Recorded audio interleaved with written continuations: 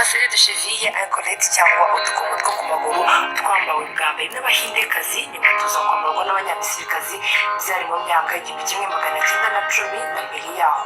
Batwambaraga nk'imirimbo y'imiringa bahaga agaciro cyane.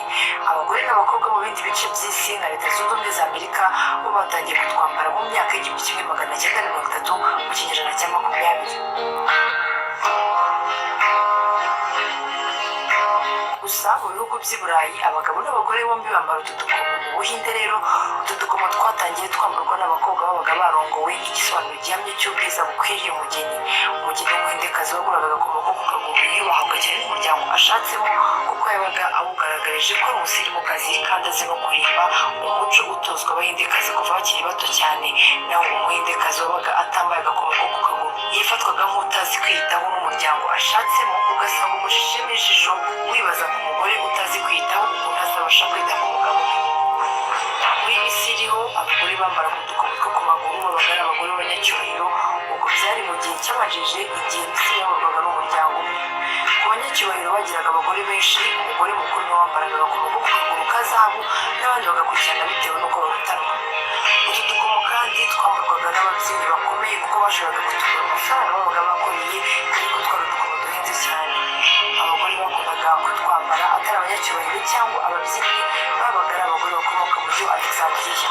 Kuri ubu abanyamisirikazi ntibapfa kwambara utu dukomo two ku maguru kubera amahame bishyiriyeho avuga ko umuntu wese ukambaye ari umuntu wisuzuguza udafite agaciro muri sosiyete. Muri Afurika yo munsi y'ubutayu bwa Sahara bo batangiye kwambara udukomo kera cyane, mu kwandika bitarabaho abana bavukaga ari abakobwa bahitaga boherwa utu dukomo bakatwambikwa mu ijosi, utundi ku maboko n'utundi ku maguru. Uko umwana yagendaga akura ni nako yagendaga yiga kuboha akazibohera utwe ku giti cye kugeza nawe abaye umubyeyi agatangira kudoda utwo abana yabaga yabyaye. Niba bitavuga ko kwambara ancolette cyangwa bracelet de cheville cyangwa udukomo two ku maguru byatangiye muri Afurika yo mu bihugu biri munsi y'ubutayu bwa Sahara.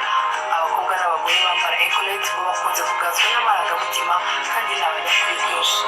Gusa kwambara ancolette bishobora kugira ubusobanuro bitewe n'aho uyambaye. Iyo umukobwa utarashaka yambaye ancolette ku kaguru k'iburyo aba amenyesha ko ari mu rukundo bityo adakeneye umukunzi, ariko iyo umugore washatse yambaye ku kaguru k'iburyo bisobanuye ko yego afite umugabo ariko yanawutinganye. Iyo umugore yambaye ancolette ku kaguru k'ibumoso amumenyesha ko yashatse umugabo ariko bitamubuza gusohokana n'abandi basore, ariko iyo ari umukobwa utarashaka byo bisobanura ko nta muntu ufite bityo uwashakaga kumutana. Ageze mu makuru avugwa cyane cyane muri fashion. Kendall Jenner umunyamideli ukomeye muri Leta Zunze Ubumwe za Amerika yongeye agahinda inzozi ndende cyane za Kenya zambaye imyaka ya 19 ishyira muri 2020. Rihanna agaragaye kabiri gakurikira n'amezi z'ubwoko bwa sneakers, akaba avuga ko igihe cyo kwambara inkweto ngufi cyageze kugeza mu kwezi kwa munani gutangira.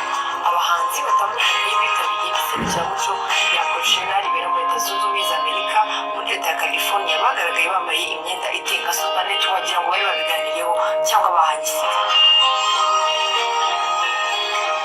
Igice cy'umwanya wa fashion kirarangiye, ariko sindi detante yo irakomeza. Naho utaha.